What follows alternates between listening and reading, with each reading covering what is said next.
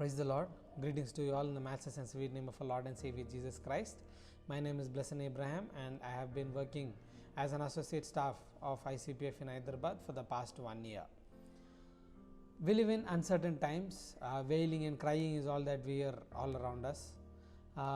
Young and old are going through depression. People are losing jobs. Many are committing suicides. And even as Christians, many among us are going through a very hard time in their life. So I would like to encourage you this morning. Hold on, cling on to God. I am a man of quotes, so I would like to read a small quote and then share my thought with you all. From dark clouds come precious water. From dark and deep minds come valuable jewels. And from our darkest and hardest trials come our best lessons and memories. How true are these words? Often we feel sad when we go through troubled times, but then it is those troubled times that teach us our lessons. It is those troubled times that we cherish throughout our life. So in this morning, I would like to encourage you that do not give up, because God is in control. And the phase that you are going through during these times, maybe you are concerned about your future, maybe you have lost your job, but maybe your going is getting very tough. Let me remind you that God is in control and do not give up hope in God. As Psalm 34:18 says, God is close to the broken-hearted. So if you are broken-hearted during these times, Bible teaches us that God is very close to us. When I speak about troubled times, I am reminded of two characters in our Bible, David and Moses. David and Moses are two characters who are very familiar to us.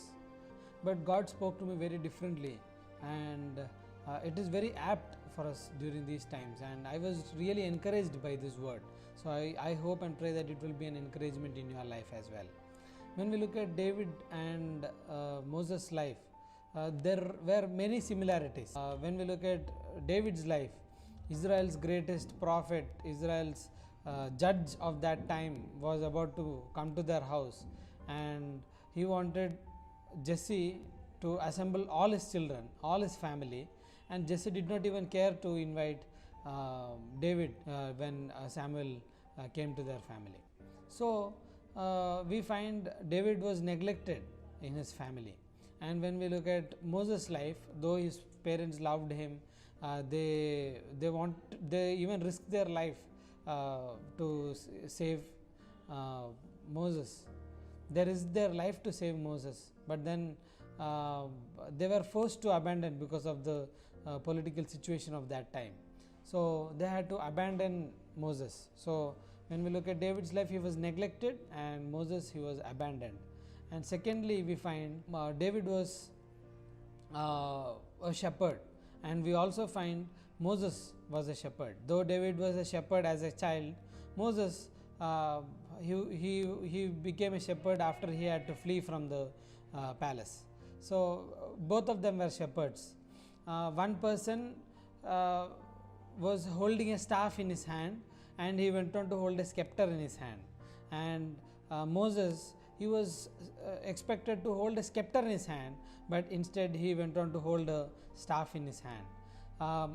David, he became the king of a country, and Moses, he was expected to become a king of the country, but then he did not become a king, but then he led the exodus of a huge nation. Both of them walked very closely with God. They had a very good and personal relationship with God.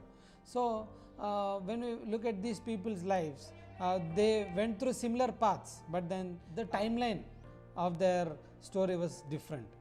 I would like to encourage you during these times that often we find or we want to go the way God took David, because David had a humble beginning. He was a shepherd, and from there he became a part of the army of Israel, and then from there he went on to become the son-in-law of Saul, and from there he went on to become the king of Israel. He had differences with his father-in-law. His father-in-law tried to kill him, but then when we look at when we look at David's story, his graph was steadily growing in his life. But when we look at Moses' life, his life or his graph is completely different.